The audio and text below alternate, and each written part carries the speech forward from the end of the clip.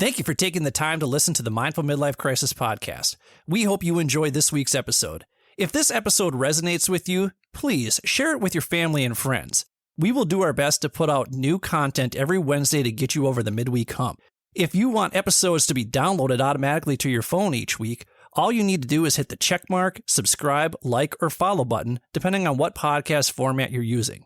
While you're at it, feel free to leave our show a quick 5-star review with a few kind words so more people like you can easily find our show. If you're really enjoying the show and you want to help us out, feel free to make a donation to www.buymeacoffee.com/MMC podcast. That's www.buymeacoffee.com/MMC podcast. You can also access the link in our show notes. We use the money from these donations to pay whatever expenses we incur from producing the show, but ultimately, we record this show for you. So if you keep listening, we'll keep recording and releasing new episodes each week regardless. If you'd like to contact us, or if you have suggestions about what you'd like us to discuss on future episodes, feel free to email us at mindfulmidlifecrisis@gmail.com or follow us on Instagram at mindful_midlife_crisis. Be sure to check out the show notes for links to the articles and resources we reference throughout the show. Thanks again for listening. May you feel happy, healthy, and loved. Enjoy the show.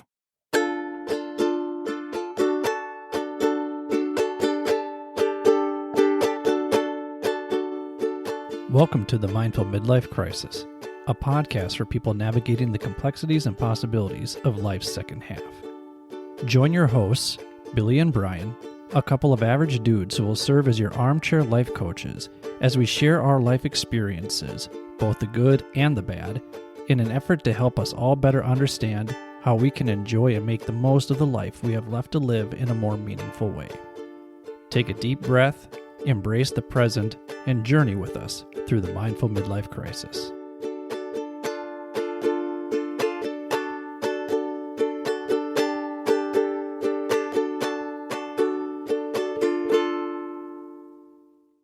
Welcome to the Mindful Midlife Crisis. I'm your host, Billy, and as always, I'm joined by my good friend, Brian, on the bass. Brian, how you doing over there, man? I am brilliant. Ooh, brilliant. Brilliant. Why are you so brilliant, sir? I shine brightly. You do shine brightly today. You know. And it's not just the light coming off of your forehead. No, that could be a lot of it, though. My forehead is as large as a billboard. I should sell advertising on my forehead because it's so large. We should do a drive-in movie on my your forehead sometime. We could. That'd be a good bus trip. That was mean. I'm so sorry.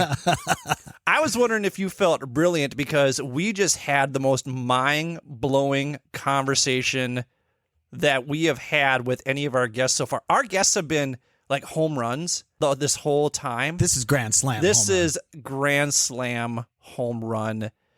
We had the distinct honor of speaking with Dr. Yvette Erasmus. Just so you get an idea as to how good this conversation went, it really wasn't a conversation because Brian and I didn't say anything. We just sat and listened to her, especially in the second segment when she started breaking down the 4 quadrants of compassionate communication, and she started talking about the biology of communication. We just listened the whole time intently, like we were riveted the entire time because she's such a fascinating person and such a dynamic speaker. And I'm going to be honest. I mean, she threw so much at us that a lot of it was me just trying to sort it out and process it as she was talking about it. Cause I'm like, oh, this is amazing and tons of information. And it gets you on these, gets your brain going. And she knows it so well. Like she speaks about it so effortlessly. Oh yeah. And like Brian even says, I'm going to have to go back and listen to this episode 5 times. I encourage you all, if there's an episode that you listen to multiple times, let this be that episode. I'm so excited for you to hear this episode. Please enjoy our interview with Dr. Yvette Erasmus. Today's guest is Dr. Yvette Erasmus.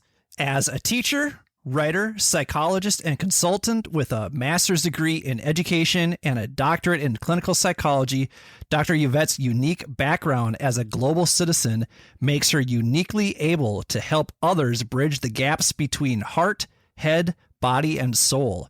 Her programs integrate core insights from multiple wisdom traditions and offer various programs for community learning as well as one-on-one consulting and therapy. She has an assortment of introductory programs, core offerings, private sessions, and specialized workshops at www.yvetteerasmus.com. Thank you for joining us, Dr. Yvette. How are you today? Hi, I'm delighted to be here with you today. Yeah, we very much appreciate that you're here. I have heard you speak a couple times in the past, and I told you this before, and sincerely, you are one of my favorite people to listen to because you have such an amazing perspective on life, and every time I hear you speak, I'm like, okay, now I'm going to start thinking about that area in a little bit differently. So thank you for being here. I think everyone's going to appreciate hearing your take on things. So one thing that we do is we like to ask our guests 10 roles that they play in their life. And those 10 roles for you are? Okay, so a writer. I do a lot of writing. I'm a psychologist. That speaks for itself. I also do a lot of coaching and consulting. I'm often invited to speak. It's probably my least favorite role because it causes me the most stress. I do a lot of teaching and educating. I have a deep, deep love of animals. So I see myself as an animal wilderness lover. I own my own business. I'm a cat owner.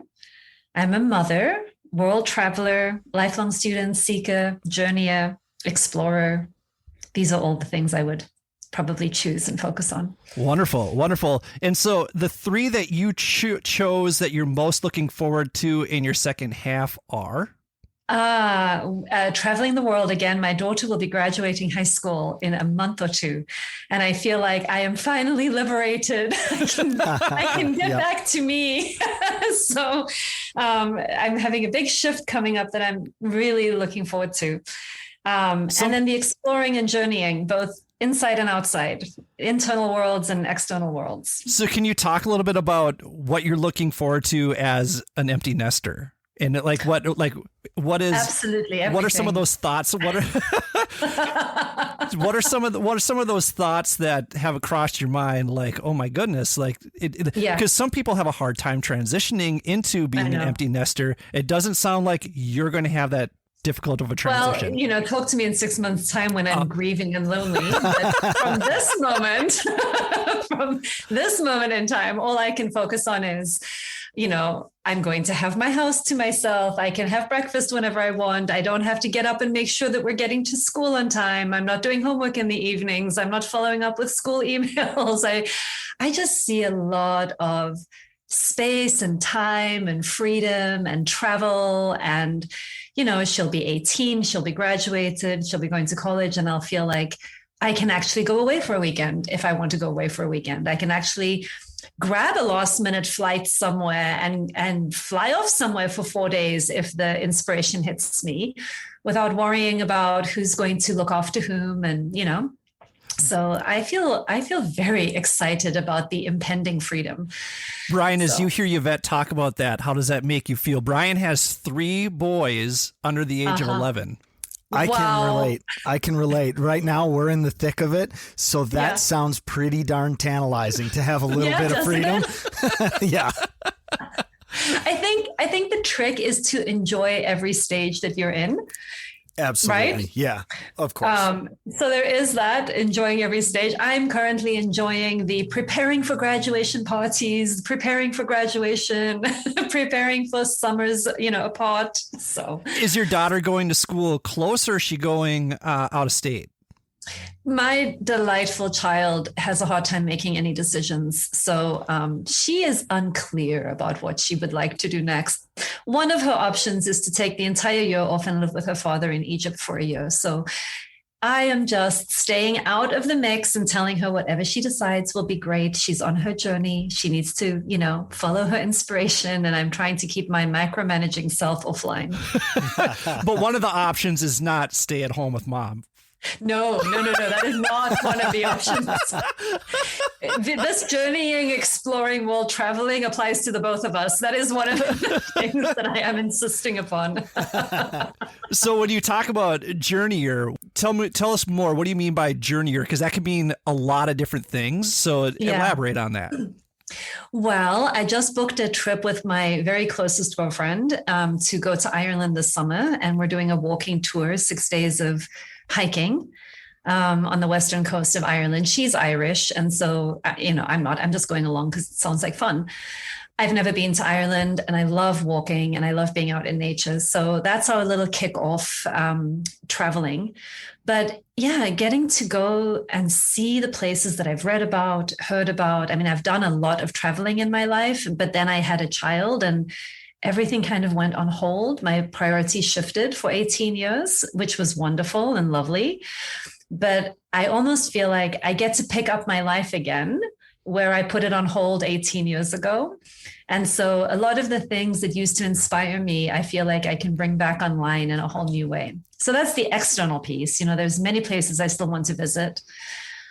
And the internal piece is the depth work and the interior exploring work that my work is built around. And that, that's my form of play.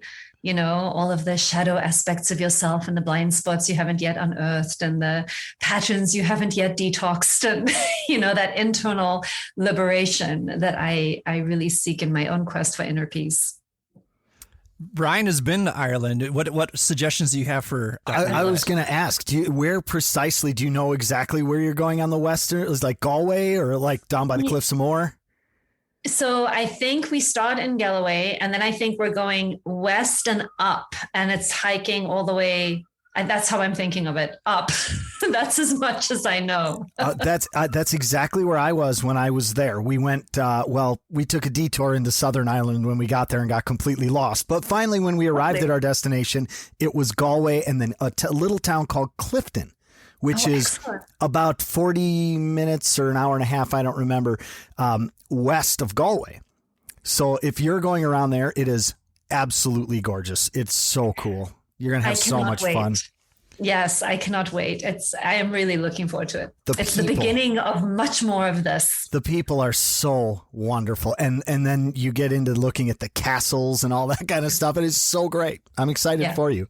Thank you. Are you a bucket list traveler? Are you making a list of places you want to go? Or I'll tell you something funny. When I was in college, I must have been 20. I was about 20.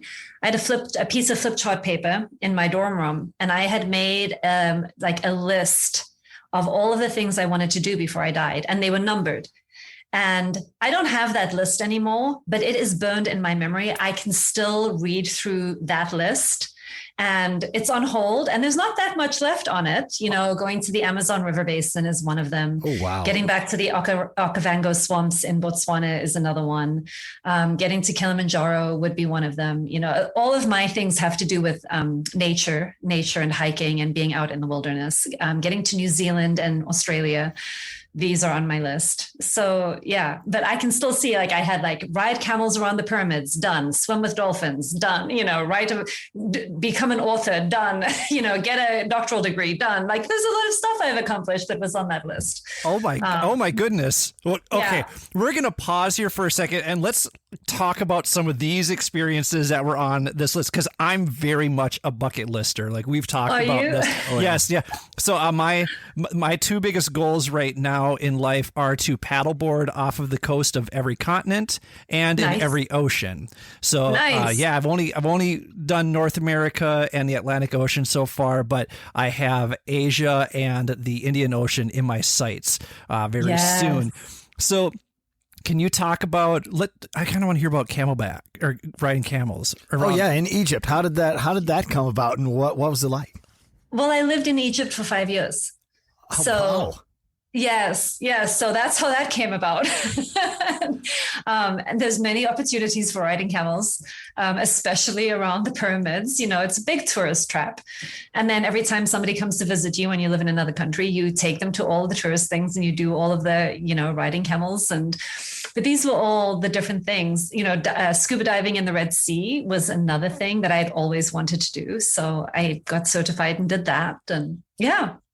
I like how she explained camelback riding around the pyramids is like going to the state fair. I know, right? Yes. Just something you do when you're in Egypt. What you do when people come to visit. Actually, I love riding camels. It's like being on a ship a little bit. It's a lot of rocking, which was I hadn't expected that. So did you have friends who would get sick on them? No, okay. I don't think we were ever on them long enough for that to kick in. Camel, Yeah. I've never heard anybody getting motion sick on a camel. But then again, I don't know that many people that have ridden camels. Yeah, neither do I. That's really fascinating. And did you say you went swimming with dolphins too? Yeah, when I lived in Bali, in Indonesia for a while. And there was a hotel on the northern coast when we were there who had gotten into dolphin rescue. Dolphins that got caught in fishermen's nets, and they had converted all of the swimming pools at their resort into saltwater pools. And they had dolphins that they were rehabbing that they had saved from the wild. And all I remember is that my daughter was 3 years old. And it was off season and we were staying in the hotel and nobody was there. And the hotel owners had a daughter who was 3 years old and they ended up playing. And next thing I know, we're invited to jump in the pool with all of the dolphins and feed them and hang out with them. And it was lovely. It was just magical. And so we went back there quite a few times and got to, play with dolphins close up, which was delightful. So we've established that you lived in Egypt and you've lived in Bali and Indonesia. You do not have a Minnesota accent. No. So so you were born in South Africa, correct? Yes. So where else have you lived? So my first memories were in Malawi. After I was born in South Africa, we were in Malawi, which is in South Central Africa. Lived there until I was about 6. And then I did elementary school in Germany in German. So we were in Germany until I was 10. And then South Africa, then LA. I went to high school in LA. Minnesota, I went to my undergrad at the U of M. And then Egypt, England. After that, I was in England for a while. And then Tucson, Arizona for a while, and then Bali, and then Minnesota. So there you go. Those are the places. So what brought you back to Minnesota? My daughter was 5 years old. I was teaching at Bali International School. And I had just landed my dream job as an international school teacher working at the International School of Kuala Lumpur, which is really where I'd always wanted to go and work. And then I found out that if we took the job and moved, that I would be teaching high school English at the high school campus, and my daughter would be taking a school bus to the elementary school campus 20 minutes away. And I couldn't get my heart wrapped around moving this little girl to a huge city and being on a 20-minute bus ride at 5 years old and being in elementary school far away from me while I'm working long days. I couldn't get my head around that. And so I turned the job down and thought I'll come back to the States for a year or two and kind of regroup a little bit and figure out what my next step is and give her a bit more stability than I had as a child. So my mother and my sister were both in the Twin Cities. So we came back here for a little bit. And then one thing led to another. You make connections and you start doing work and then you go back to school. And next thing you know, here you still are buying a house and building a business. And, except fast forward, she's now 18. Right. And I get to start reinventing. So do you see yourself, once she moves out, do you see yourself still staying here? Or are you like, maybe I'll move somewhere else then? Yeah, the world is my oyster. I love my little house. I bought a lovely house. I love my house. And I feel like I have a home base. She has a home base. We've got a home. We can leave all our stuff in one place, but we don't need to be here, right? We can be in and out as much as we want. So I think that's very much what I envision, home basing in the Twin Cities and living for long periods of time in other places. As you're talking about this, like we can see the glow as you just are reflecting on the upcoming life that you have left to live. I'm so excited. That's awesome. That's awesome. So you also put explorer. I guess, how would you say that explorer differs from journeyer and world traveler? Yeah, no, I think they're very much related. When I think of a journey, though, I think of it more like a quest, like there's a destination or there's a deep intention and there's some directionality or intention to a journey, and I think of it as having steps along the way. I don't know, but exploring is a little, for me, more freeform. It's about, I've always thought that I would love to one day just go to an airport with a carry-on suitcase and wander around and figure out what inspiration hits me and get on a plane, buy a ticket and just go and have no plan and just follow the next thing and the next thing and the next thing and see where it takes you. So that's a little bit more of an exploration to me, is the following it from moment to moment, which I've never done because I'm super controlling in some ways, but it's very appealing to me now to create more exploratory, adventure-oriented, inspired experiences. You need to blog this for us all so we can follow your adventures, because I am genuinely interested now in seeing where you, and just because of where you've been already, I'm like, wow, this would be a fun story to follow.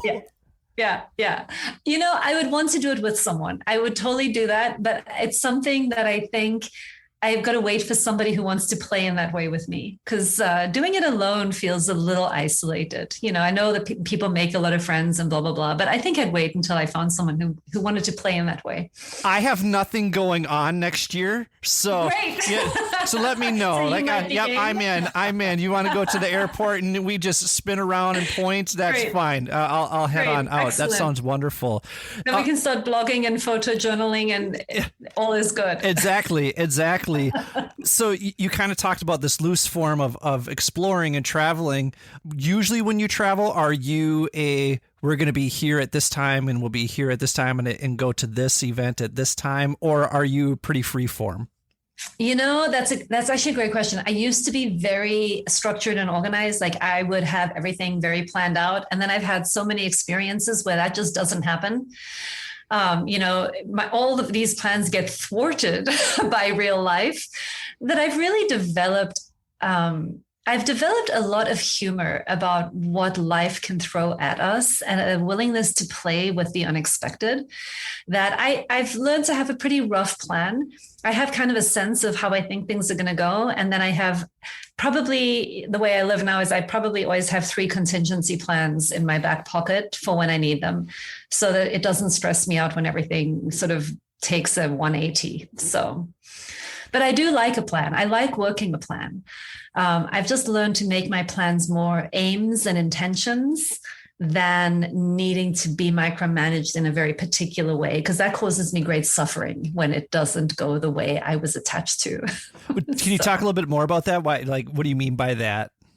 Well, sort of psychologically, right? If I get very attached to my own idea of how things should go, or I get very attached to my preferred outcome, and I sort of couple my sense of well-being with it going a particular way or having a particular conditional outcome, it creates a lot of suffering and tension. The journey is less fun for me. And then when things inevitably, as they do, life happens, it makes everything less enjoyable. Whereas I've learned that if I know that what I want to do is learn new things, see new places, meet new people, try something new, then even if the details get all wonky, I'm still accomplishing the goals. I'm still seeing something new and I'm still seeing new people. It just didn't show up the way that I quite had thought it would, but I can enjoy it a lot more. It sounds like you've learned to be more present, I guess. Absolutely. That's pretty Absolutely. much. Yeah. Being present in the moment and knowing that the here and now has everything I need is a big practice and reorientation from my younger years. Well, we're going to take a quick break, and when we come back, we're going to continue our discussion here with Dr. Yvette Erasmus. Thank you for listening to the Mindful Midlife Crisis. Thank you for listening to the Mindful Midlife Crisis. If you're enjoying what you've heard so far, please do us a favor and hit the subscribe button. Also, giving our show a quick 5-star review with a few kind words helps us on our quest to reach the top of the podcast charts. Finally, since you can't make a mixtape for your friends and loved ones like you used to do, share this podcast with them instead. We hope our experiences resonate with others and inspire people to live their best lives. Thanks again. And now, let's take a minute to be present with our breath.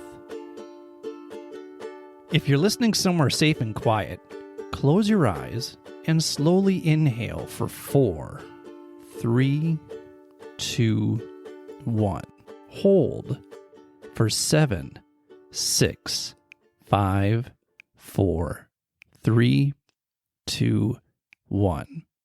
Slowly exhale for 8, 7, 6, 5, 4, 3, 2, 1. Let's do that one more time.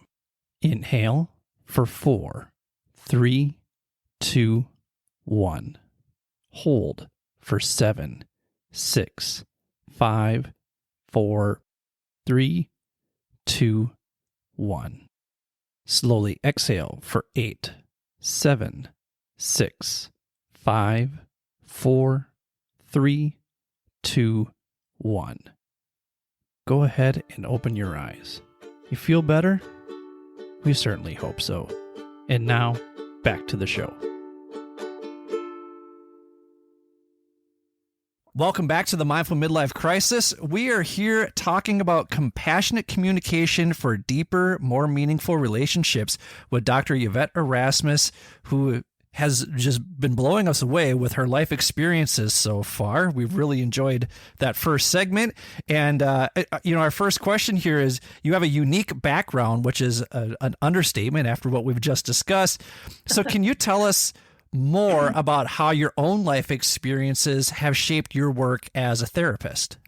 Yeah, well, I think for many of us who go into mental health work and therapy work, I think many of us come to it because we're trying to figure ourselves out and our own lives out, right? I don't want to speak for every therapist, but that does seem to be part of the theme. And my father was, both of my parents are white South Africans who grew up, in apartheid white South Africa. And so the cultural heritage, if you're white in South Africa, is one of patriarchy and white privilege and racism. And that is deeply entrenched in the culture, and it gets deeply internalized, right, when you're brought up in this kind of a culture. My father came from an Afrikaans background. So in South Africa, white people generally either speak Afrikaans or English, and there's a lot of division between English and Afrikaans cultures. So my father was Afrikaans, my mother was English-speaking white. My father grew up on a tobacco farm. My mother grew up in a highly educated liberal family. So they had cultural differences just between the two of them, okay? Even though they both grew up in, as white people in a racist society that was very patriarchal, they came from very different cultural and political backgrounds. So my mother was a nurse and a social activist and a community developer, and actively spoke against the government and apartheid policies, and, did a lot of social justice work, while my father was a diplomat for the South African government, representing the status quo of white South Africa. Wow. Yes. So growing up in this household, which was between two different languages, two different cultures, in a diplomatic family, that's partly why we traveled so much, and why we were in so many different countries, because, my father was stationed in different consulates. And then watching, my mother and my father take increasingly divergent life paths. And what that was like as a kid, when you go to different parts of your extended family and you love all of them and they all represent different parts of who you are, but they don't go together. And then living in apartheid white South Africa, where you would live in white towns and there would be white towns and black towns, and there was, institutionalized segregation. and having my mother actively defy the laws and take her 2 children into the townships. And, as a kid experiencing this, trying to hold all of those tensions of, am I safe? Is this okay? Is this not? What part of my family agrees with me? What part of my family doesn't? Where do I stand? How do I hold this? I think it really did set me up. Oh, and then wait, I'll add, not living in South Africa, for 16 consecutive years, but being in and out in Malawi, other African countries, Germany, coming back. Nothing ever felt stable. Like nothing really got internalized in a way that it just became a part of my unquestioned identity. If anything, I think I've been questioning my identity since I was like 5, like, who am I? What language do I speak? Where do I belong? Where do I fit in? And my answers to those questions as a kid were always nowhere. You don't belong anywhere. Nobody is like you. And at the same time, as I think I became a teenager, the answer became a little bit more like, well, everywhere, you're just a chameleon. Like you can just fit in any place and camouflage. So those experiences of identity development, of trying to hold very divergent points of view in one being, figuring out how your internal container needs to expand and flex and flow in order to maintain connections with people that you care about when they're very different from you. I think a lot of those experiences set me on a journey of trying to figure out what is universal to human beings. What does it take for us to live together in peace? How do we bridge massive ideological differences and still share this planet? So lots of those questions, I think, were ingrained in me from very early on. We need your answer to that right now. The world needs your answer to that right now. I was just going to ask you that. Like, as you see what is unfolding throughout the United States, I'm just kind of curious what your thoughts are, and like Brian said, what's your response to that? Yeah, well, this is a very deep and complicated question. I'm not sure if I can do it justice, but I'll give you a few things. The 2 bodies of work that I found useful in my own development was integral theory. Ken Wilber is an American philosopher who's done a lot of map making and a lot of integrating of many maps.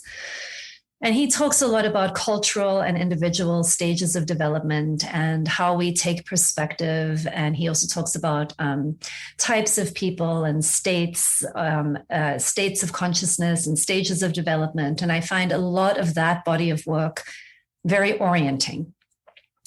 On a practical level, that's a really great roadmap for me. So I draw a lot from integral theory. But on a very practical level, the work that has influenced me the most is the nonviolent communication work by Dr. Marshall Rosenberg, mostly because it's a deceptively simple communication model and a profoundly deep spiritual model about how we are meant to live together. And I think it's one of the most practical tools that I found to give people something that they can do on an individual level to feel like they're really changing the focus of the relationships that they're in and qualitatively changing how they perceive themselves and other people. Because a lot of it begins with how we're thinking about ourselves and others and what we're believing about ourselves and others, and then how we are either able or unable to really connect at the heart level with each other. So what parallels do you see between apartheid South Africa and where we are as a country in the United States? I see many, many parallels. Wow, really? That's very interesting. It's tragic. Very tragic parallels. Yes. Absolutely. There's a lot that's been unfolding in the last 5 years where I've often said to friends of mine, I feel like I'm back in apartheid South Africa. I feel like, a lot of what I've grown up with has become very salient and accepted rhetoric. I have a lot I could say about that, but I'm not sure this is a very political show. So I think just hearing you say that you see so many tragic parallels between apartheid South Africa and the United States says says it all. Yeah. It says it all. So, yes. Well, we've got a lot of work. I will say one thing, and I don't know how much I believe this as I'm thinking it, but I'll say it anyway.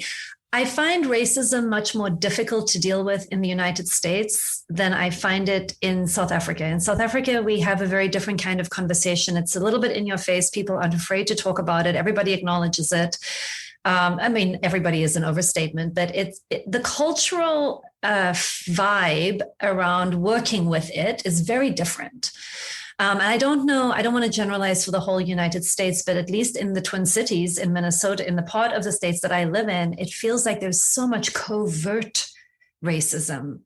It's so much more difficult to get at because there's so much denial and slipperiness around it. And people are filled with so much shame that it becomes very difficult to get a handle on in any like productive, constructive way. Yeah, in the autobiography of Malcolm X actually talks about how he respects white Southerners more so than white Northerners, because white Southerners will be racist to your face. Yeah, they're authentic. I mean, there's a realness and a directness, and there's something you can work with as much as you don't like it. You can work with it with something that's expressed. When it's not expressed, and then we're pretending it's not there, it's just so much more difficult. And you offer a couple of different free courses on your website, and one of them talks about how to let go of things that are not serving you. And so yes. I feel like this kind of transitions into that a little bit, because can you talk a little bit more about, the quadrants of relationships and what role those play in compassionate communication? Because especially when we talk about race, we need to be more compassionate. We need to be more empathetic. And because we don't have a deeper understanding of ourselves, that's where we fall short sometimes. So I'm curious if you see a parallel there, or if you can connect that. Yeah.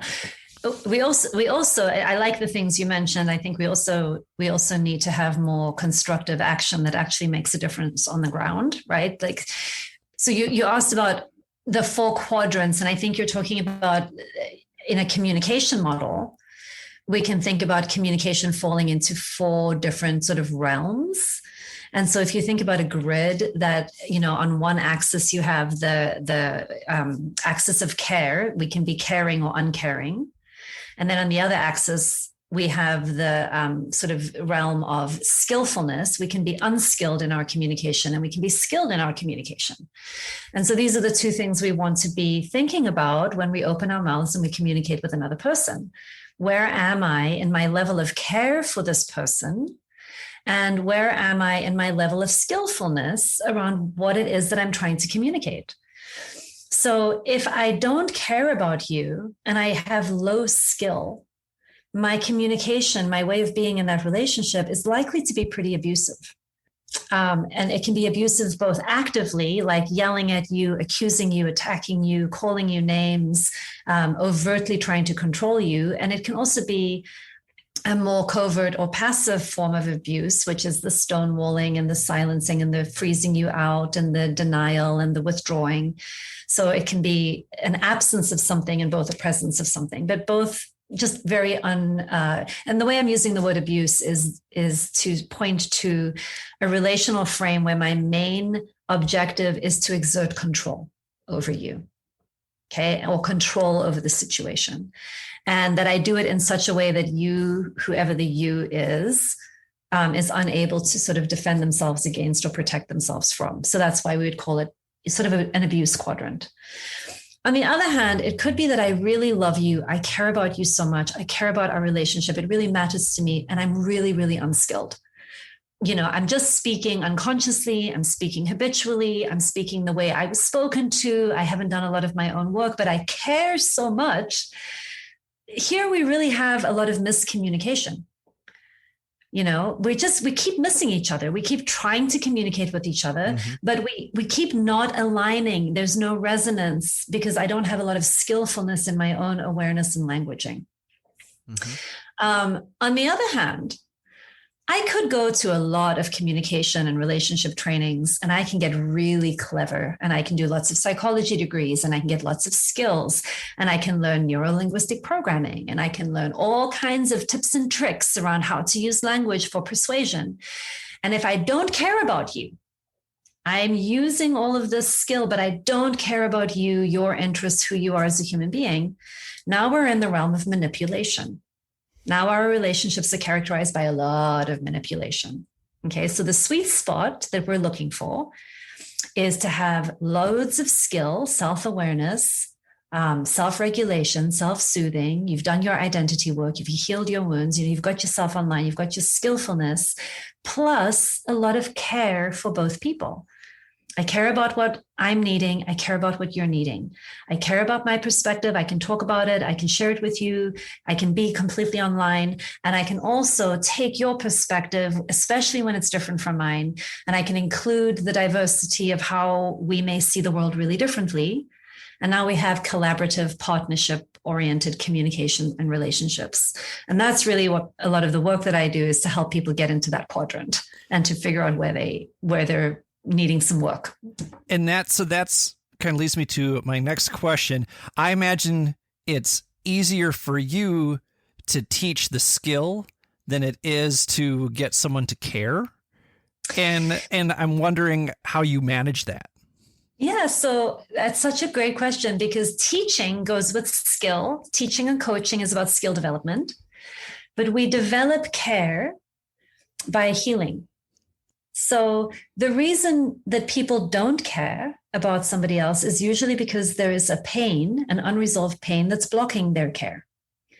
And that's where the therapy work comes in, is to unearth what are the things that are stuck, what are the unhealed wounds, where is your heart, where have you defended your heart so much and needed to shut down out of shame, guilt, embarrassment, fear, experiences that was so painful that you swore you would never get hurt that way again. That's healing work, right? And so the healing work can increase care.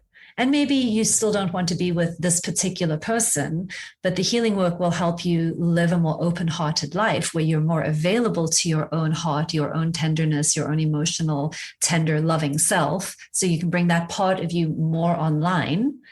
And then you can also be a lot more discerning about which people you'd like to share that with. In the course that you offer on your website, you talk about how biology and socialization can get in the way of compassionate communication. So I'm curious if you can elaborate on that. I'll actually just make it really simple. I'll give you just a simple frame, and then I'm going to come back to biology and socialization. Or I'll start with socialization, let's say. The way that most of us are raised, the cultures that many of us are raised in, I think of them as domination cultures. And in a domination culture, we care about hierarchy. We care about, and the hierarchy happens in a triangle where fewer and fewer people have access to more and more resources. And the goal in a domination structure is, to be on top, is to get more rank, to get more power, to get more money, to get more access to resources, whatever those are. And the way we do that is we pit people against each other, and we have people competing with one another. And we are really in a dualistic frame of mind that you're either good or you're bad, or you're right or you're wrong. And we play a lot in a domination culture with ideas of power over and power under. We have perpetrators and victims, and rescuers, right? We have very particular roles. And then we are trained to see the world through a very particular question, which is the question of what is wrong. It doesn't matter what's happening when you're in domination consciousness, you're thinking through the frame, what is wrong?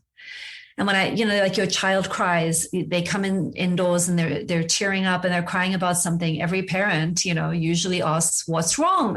It is our habitual way of relating to each other is through this frame. And there's only one of two answers. It's either you or me. And if there's something wrong with you, I'm going to want to change you. And I'm going to feel pretty self-righteous. And I might feel angry and justified in my anger because you're the problem. So then I'm going to help you see how you're the problem. And I'm going to get angry and forceful about trying to get you to change. Or I internalize, and I think the problem must be me. I'm too emotional. I'm too oversensitive. I'm too defended. I'm too manic. I'm too whatever. And then I put myself in therapy, which is lovely because these are easier people to work with very often. And I get more depressed. I get more anxious. My self-esteem goes down. I have more shame. I have more guilt.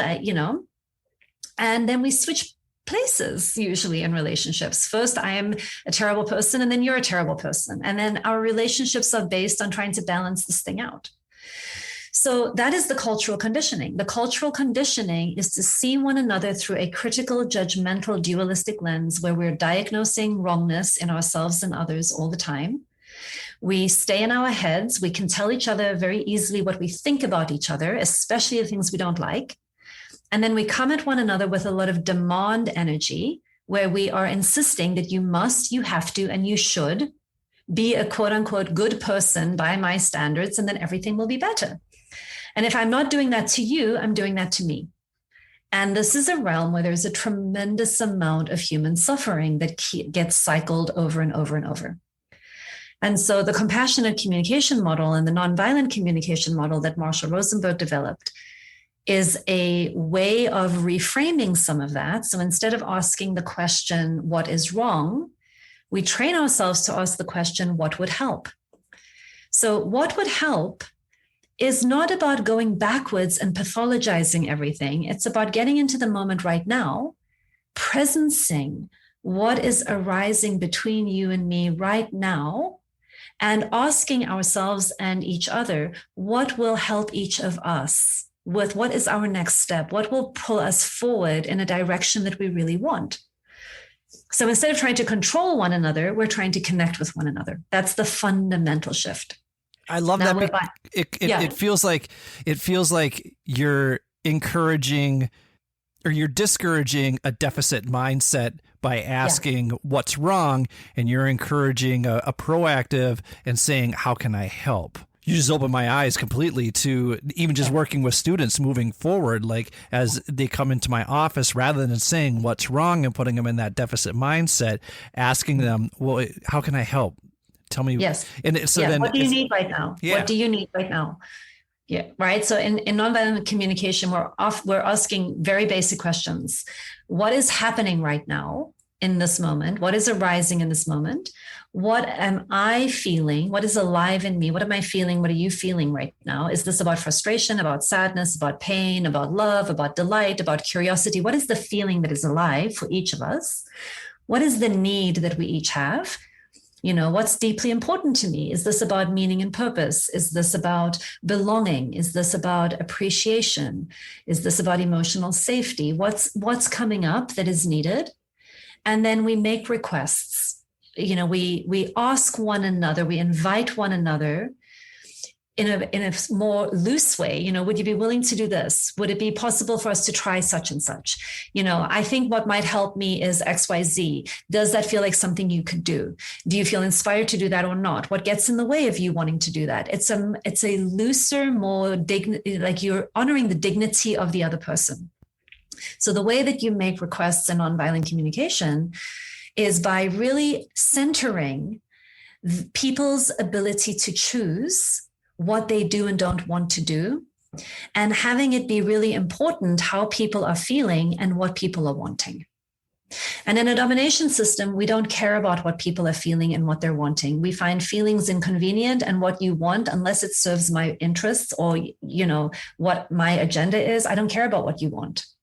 And so what we're trying to bring alive again in our relationships is this ability to be in the present moment, in the here and now with one another, an ability to become aware of what is happening for each of us in this moment, because all healing happens in the present moment.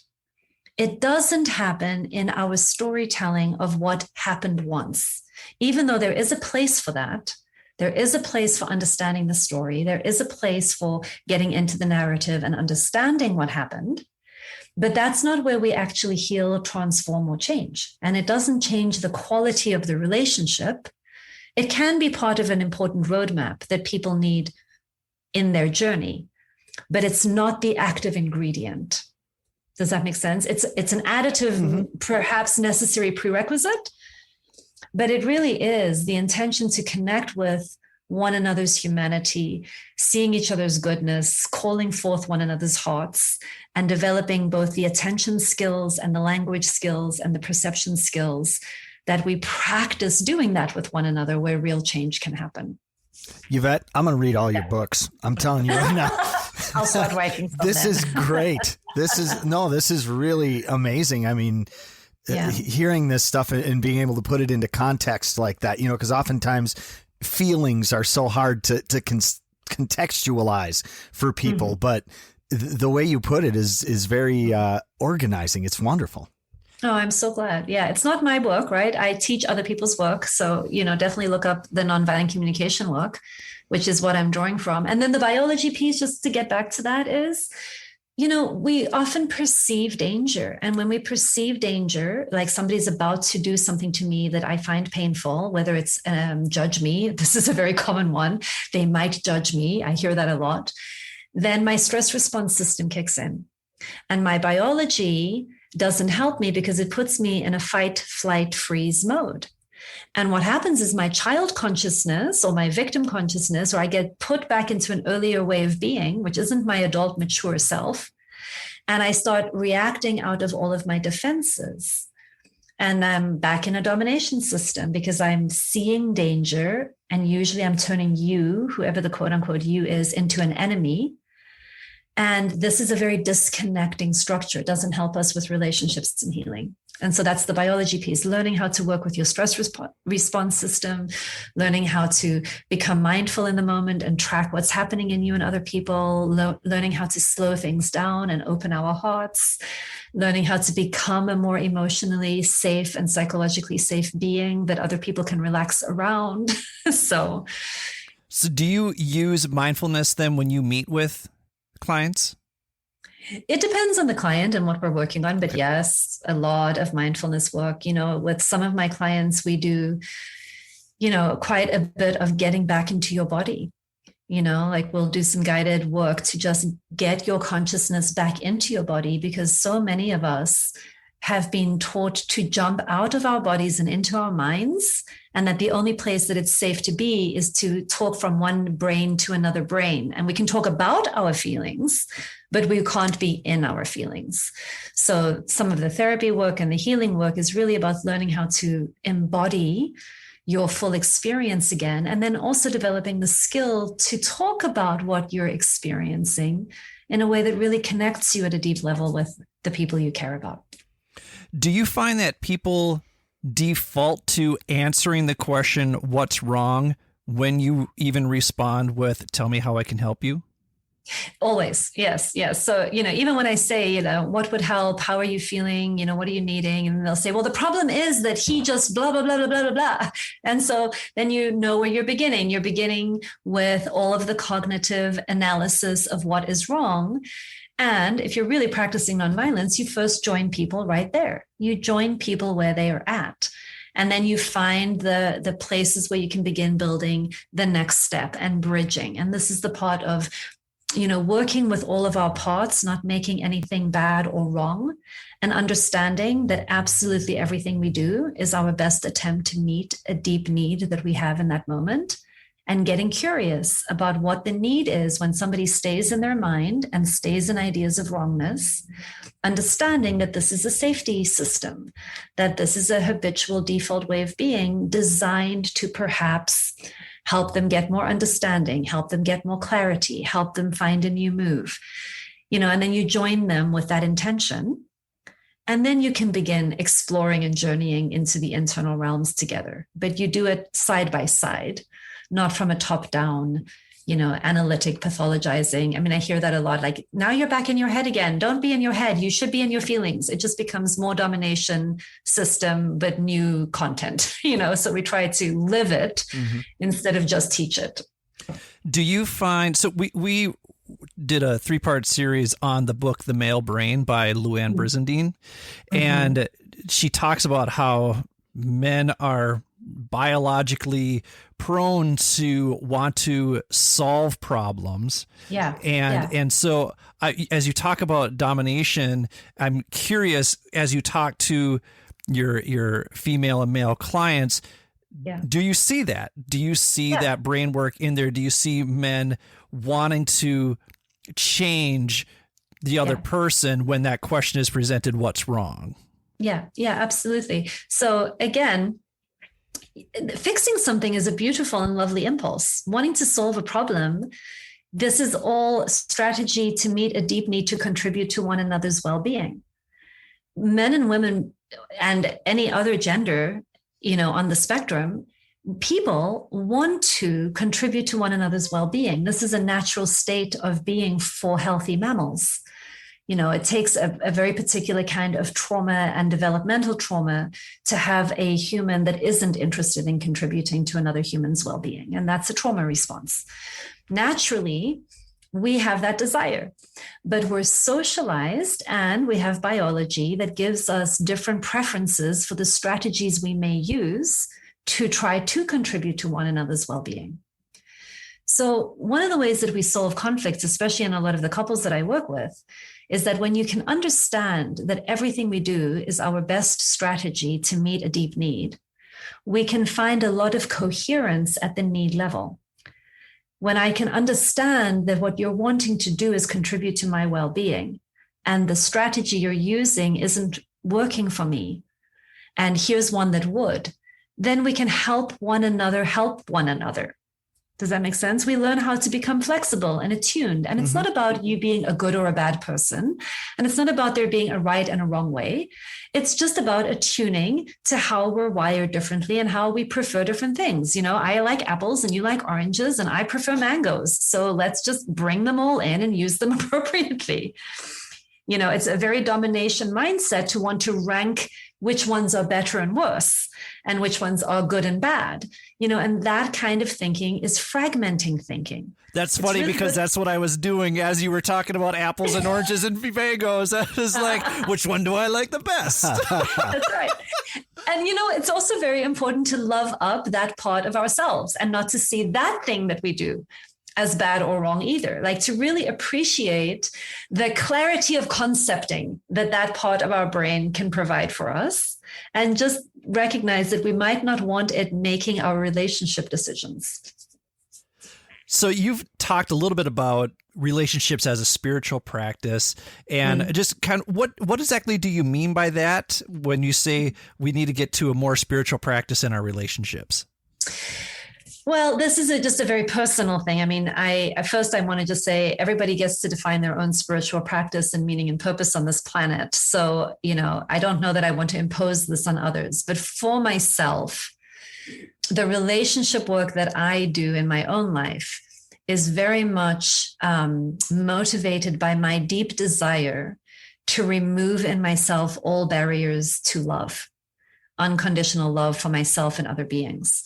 And so when I'm practicing, when I'm setting an intention for more loving relationships on the planet, I'm also taking the position that it is 100% up to me to bring that into my relationships, that it is about how I can be a more loving being, how I can live into being a loving, compassionate being, compassionate, conscious, loving being on the planet. Not about how I get all of you to become that so that I'm more comfortable. And in that sense, it feels very much like a spiritual practice, that my invitation to myself is always to come back inward and to find out, what is the barrier to love in me right now? What needs to be healed in me? How do I increase my capacity to bring the love that I'm wanting? Not come from a place of, I can't be safe or okay in this world until all of you can love me in my preferred ways. And in that sense, it feels like drawing on divine life energy and transcendent concepts and ideas that are bigger than me. Have you ever read the book You Are a Badass by Jen Sincero? Are you familiar with that book? I actually have it right here on my right on my bookcase. Yeah, so we're actually going to talk about that book at some point here. And what you were saying totally reminded me of when she talks about, like, you need to get in touch spiritually, and it doesn't necessarily mean you have to believe in God, but that you believe in a spiritual existence so that you can love yourself. Like she says that over and over and over again, love yourself throughout the book. And part of that, she says, is that spiritual practice to come to that ability to say, hey, I'm a badass. I need to love myself, and that there is an energy that's out there that I need to tap into. So what is that energy? Yeah. I love that. Counterintuitively for me, the more that I love myself, the easier it is for me to love all of the difficult people in my life. And the more that I move into shame or guilt or self-judgment, the more I perceive other people as shaming, judgmental, dangerous, unsafe, and the less available I am to them. The more they're going to deal with my defensiveness and my snideness and my passive aggressiveness and all of my, default defensive behaviors that are designed to hurt and drive people away. And the more that I'm living in a place of like real deep self-appreciation and knowing my own goodness and knowing that I'm actually okay, the more supple and available and tender and attuned and gentle I am with the humans that I'm interacting with. And I mention that only because so many people have some programming that it's selfish to love ourselves. And it's actually the other way around. It's incredibly selfish not to love yourself. Because when you don't love yourself, you're bringing a really unpleasant energy to everybody else around you. Yeah. Whereas when you're radiating goodness, you are, it's like lighting candles. When you light a candle, you're not taking anything away from the original candle. You're just bringing more light into the world. And so it's the same thing when we love ourselves. We just bring more of what is needed. And since we are the people that we get to change and everybody else, we sort of need to stay out of their lane, it's really important to put the energy on the one being that you do get to change. I'm not gonna lie, I actually almost had an emotional response to that last part right there, because that really hit home. So, well, we want to thank you so much for this amazingly enlightening conversation. We're just absolutely blown away by what you had to share today. We hope all of you out there listening are feeling this as much as we are. So I got to be honest, I'm going to have to go back and listen to this episode like 5-10 times to just process all the information accurately that you've delivered for us. So thank you. That is quite impressive, first off, and very good of you to do. Yes, we really, really appreciate it. We strongly encourage people to go to www.YvetteErasmus.com. She has introductory programs there. She has core offerings there. You can do private sessions with her, and she has specialized workshops available for you as well. Dr. Yvette, thank you so much for being on the show today. Thank you. It's my pleasure. It's been a delight to be here. Thank you. Thank you. Thanks for listening to the Mindful Midlife Crisis. We will do our best to put out new content every Wednesday to help get you over the midweek hump. If you'd like to contact us, or if you have suggestions about what you'd like us to discuss, feel free to email us at mindfulmidlifecrisis@gmail.com or follow us on Instagram at mindful_midlife_crisis. Check out the show notes for links to the articles and resources we reference throughout the show. Oh, and don't forget to show yourself some love every now and then, too. And now, back to the show. Welcome back to the Mindful Midlife Crisis. Brian, of all that information that Dr. Yvette shared with us, which was all gold, mind you, it's all gold, what do you remember? What sticks out to you? What is something that you're going to continue thinking about? This may be a little off topic, but this is the first guest that we've had that we've involved 3 separate continents in our conversation. I mean, I feel a little more worldly just having the conversation. Yeah. And I've lived in Minnesota my whole life. Mm-hmm. So my worldview is really limited. And I feel like traveling has helped me broaden my understanding of the world, but only minutely. This is somebody who has grown up in, like, think about apartheid South Africa. I know. The historical implications and relevance of that in our lifetime that alone is a story. She lived in Egypt. She lived in and it cracked me up. Just like, yeah, and we would go to the camels. Like she was like, we would ride the camels and go to the pyramids. Like we would take somebody to the Mall of America. Oh yeah, totally.